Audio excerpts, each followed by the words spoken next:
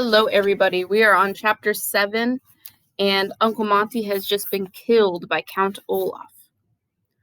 My, said a voice from behind them, and the Baudelaire orphans turned to find Stefano standing there, the black suitcase with the shiny silver padlock in his hands and a look of brumagem surprise on his face. Never heard that. Brumagem is such a rare word for fake that even Klaus didn't know what it meant. But the children did not have to be told that Stefano was pretending to be surprised. What a terrible accident has happened here. Snake bite. Whoever discovers this will be most upset. You, Violet began to say, but her throat fluttered, as if the fact of Uncle Monty's death were food that tasted terrible. You, she said again. Stefano took no notice. Of course, after they discover that Dr. Montgomery is dead, they'll wonder what became of those repulsive orphans he had lying around the house. But they'll be long gone. Speaking of which, it's time to leave. The Prospero sails at 5 o'clock from Hazy Harbor, and I'd like to be the first passenger aboard. That way I'll have time for a bottle of wine before lunch. Speaking of which, it's time to leave. The Prospero sails at 5 o'clock from Hazy Harbor, and I'd like to be the first passenger aboard. That way I'll have time for a bottle of wine before lunch. How could you? Klaus whispered hoarsely.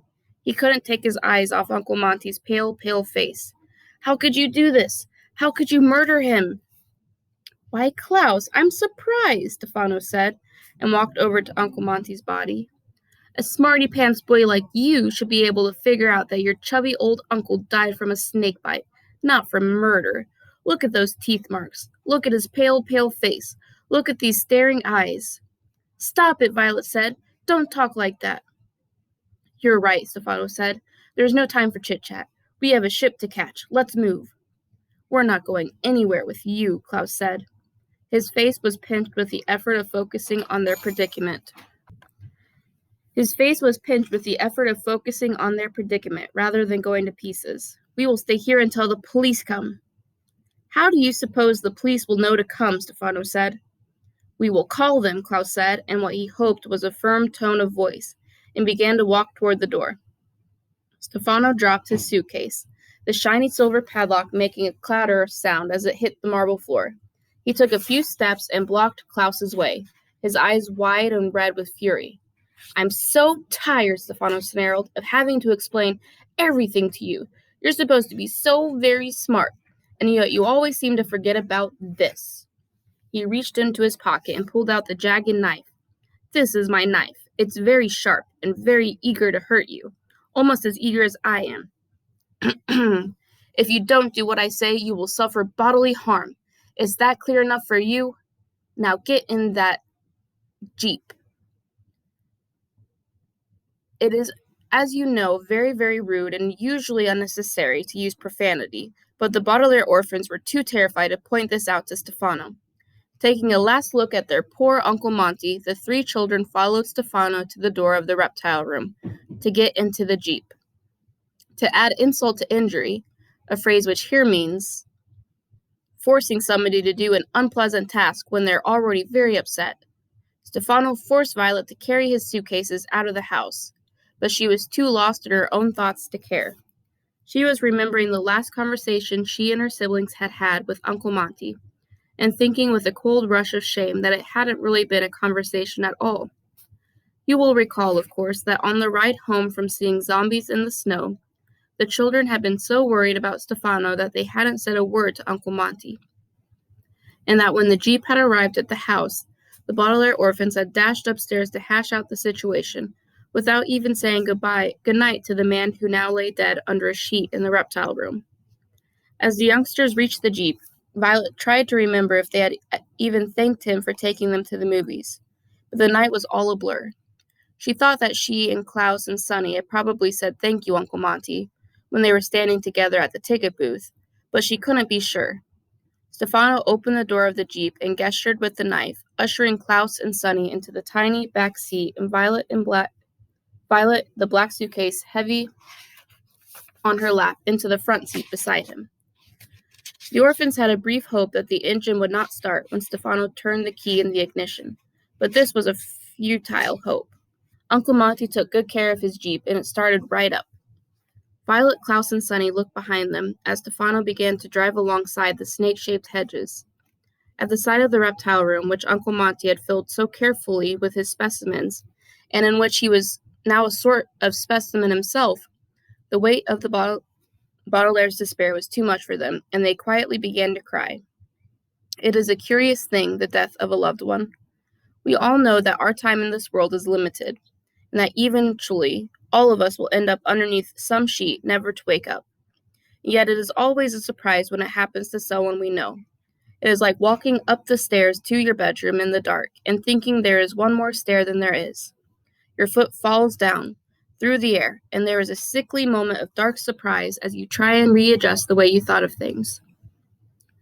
The Baudelaire orphans were crying not only for their Uncle Monty, but for their own parents, and this dark and curious feeling of falling that accompanies a great loss.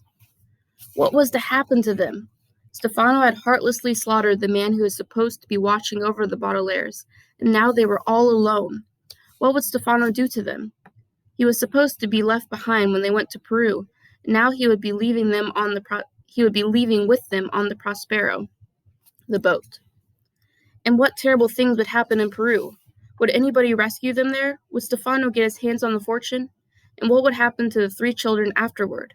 These are frightening questions, and if you are thinking about such matters, they require your full attention, and the orphans were so immersed in thinking about them that they didn't realize that Stefano was about to collide with another automobile until the moment of impact. So they crashed. Their car crashed. There was a horrible tearing sound of metal and glass as a black car crashed into Uncle Monty's Jeep, throwing the children to the floor with a jarring thump that felt as though it left the Baudelaire's stomach up on the seat. The black suitcase lurched into Violet's shoulder and then forward into the windshield, which immediately cracked in a dozen places so it looked like a spider web. Stefano gave a cry of surprise and turned the steering wheel this way and that, but the 2 vehicles were locked together and, with another thump, veered off into the road, into a small pile of mud. It is a rare occurrence when a car accident can be called a stroke of good fortune, but that was most certainly the case here. It was good luck. With the snake-shaped hedges still clearly visible behind them, the Baudelaire's journey toward Hazy Harbor had stopped. Stefano gave another sharp cry, this one of rage. "Blasted!" he shouted, as Violet rubbed her shoulder to make sure she wasn't seriously hurt. Klaus and Sunny got up cautiously from the Jeep floor and looked out to the cracked windshield. There appears to be only one person in the other car, but it was hard to tell, as that vehicle had clearly suffered much more damage than Monty's Jeep. Its entire front had pleated itself together, like an accordion, and one hubcap was spinning noisily on the pavement of Lousy Lane, making blurry circles, as if it were giant coins somebody had dropped. The driver was dressed in gray and making a rough hacking sound as he opened the crumpled door of the car and struggled his way out. He made the hacking sound again, and then reached into a pocket of his suit and pulled out a white handkerchief. "It's Mr. Poe!" Klaus cried. It was Mr. Poe, coughing away as usual, and the children were so delighted to see him that they found themselves smiling despite their horrible circumstances. "Mr. Poe! Mr. Poe!" Violet cried, reaching around Stefano's suitcase to open the passenger door. Stefano reached out an arm and grabbed her sore shoulder, turning his head slowly so that each child saw his shiny eyes. "This changes nothing," he hissed at them. "This is a bit of good luck for you, but it's your last. The 3 of you will be back in this car with me and heading toward Hazy Harbor in time to catch the boat, I promise you." "We'll see about that," Violet replied, opening the door and sliding out from beneath the suitcase. Klaus opened his door and followed, carrying Sunny. "Mr. Poe! Mr. Poe!" "Violet?" Mr. Poe asked. "Violet Baudelaire? Is that you?"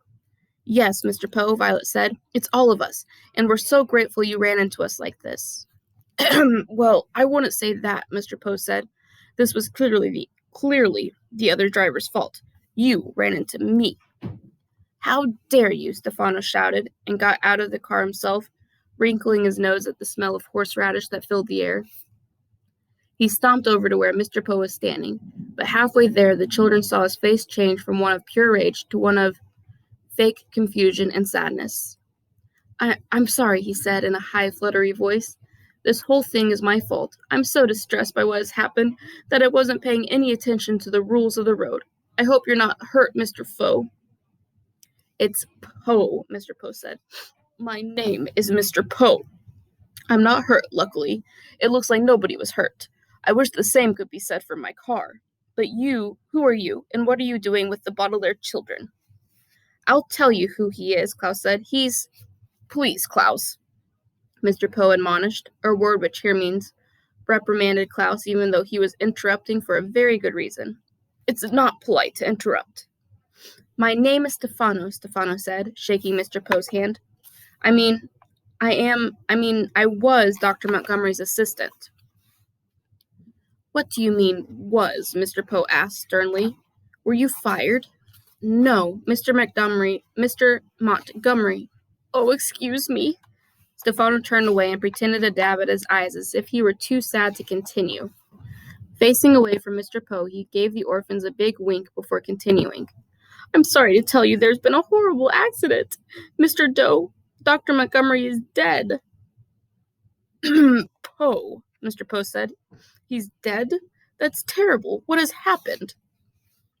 I don't know, Stefano said.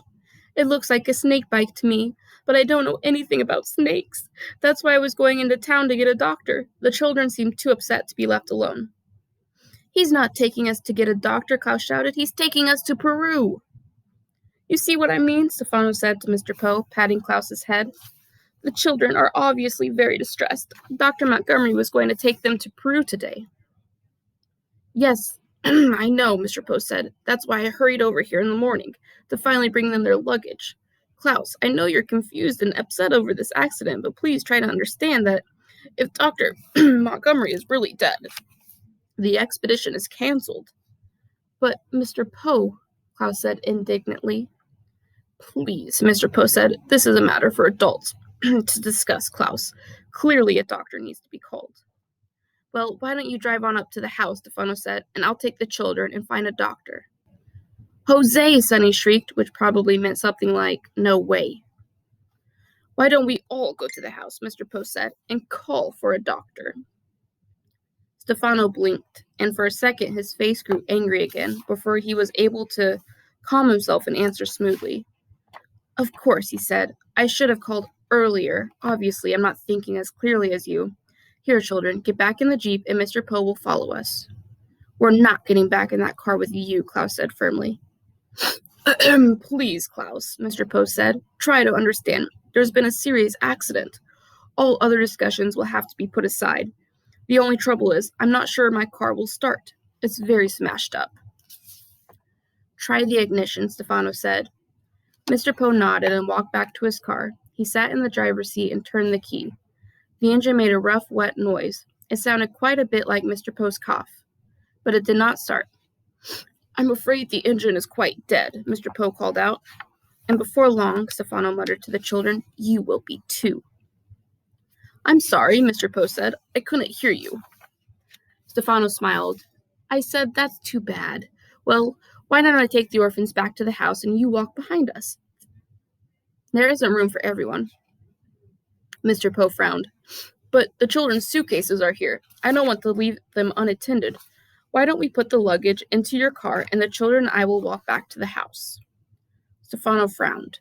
Well, one of the children should ride with me so I won't get lost. Mr. Poe smiled. But you can see the house from here. You won't get lost. Stefano doesn't want us to be alone with you, Violet said, finally speaking up. She had been waiting for the proper moment to make her case.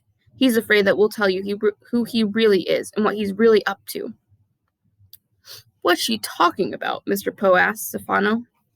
I have no idea, Mr. Toe, Stefano replied, shaking his head and looking at Violet fiercely. Violet took a deep breath. This man is not Stefano, she said, pointing at him. He's Count Olaf, and he's here to take us away. Who am I? Stefano asked. What am I doing? Mr. Poe looked Stefano up and down and then shook his head. Forgive the children, he said. They are very upset. Count Olaf is a terrible man who tried to steal their money, and the youngsters are very frightened of him. Do I look like this Count Olaf? Stefano asked, his eyes shining. No, you don't, Mr. Poe said. Count Olaf has one long eyebrow and a clean-shaven face. You have a beard, and if you don't mind me saying so, no eyebrows at all. He shaved his eyebrows, Violet said, and grew a beard. Anyone can see that. And he has that tattoo, Klaus cried. The eye tattoo on his ankle. Look at the tattoo. Mr. Poe looked at Stefano and shrugged apologetically. I'm sorry to ask you this, but the children seem so upset, and before we discuss anything further, I'd like to set their mind at ease. Would you mind showing us your ankle? I'd be happy to, Stefano said, giving the children a toothy smile. Right or left? Klaus closed his eyes and thought for a second. Left, he said. Stefano placed his left foot on the bumper of Uncle Monty's Jeep, looked at the Baudelaire orphans with his shiny, shiny eyes. He began to raise the leg of his stained-striped pants. Violet, Klaus, and Sonny, and Mr. Poe all kept their eyes on Stefano's ankle. The pant leg went up like a curtain rising to begin a play, but there was no tattoo of an eye to be seen. The Baudelaire orphans stared at a patch of smooth skin as blank and pale as Uncle Monty's face. And then this is a picture right here of Uncle Monty.